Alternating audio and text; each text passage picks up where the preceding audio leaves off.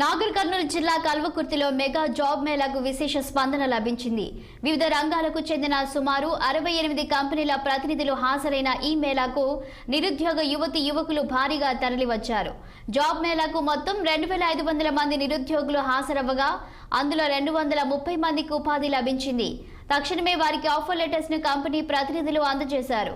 ఇక సెగ్మెంట్ లోని యువతకు ఉద్యోగ ఉపాధి కల్పనే లక్ష్యంగా ముందుకు సాగుతున్నామన్నారు ఐక్యత foundation chairman task COO Sunkireddy Raghavender Reddy.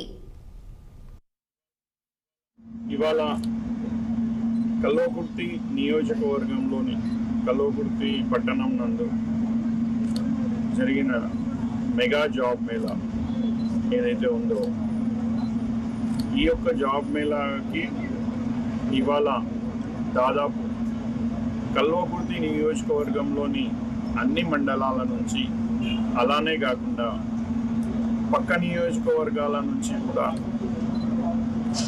నిరుద్యోగ యువతి యువకులు దాదాపుగా 1500 మంది రావడం జరిగింది. ఈ యొక్క నిరుద్యోగ యువతి యువకులు engineering, MBA, MCA, degree, inter, ITI, polytechnic, nursing, 10th pass fail దాదాపుగా వివిధ క్వాలిఫికేషన్స్తోని రావడం జరిగింది. వారికి దాదాపుగా అవకాశం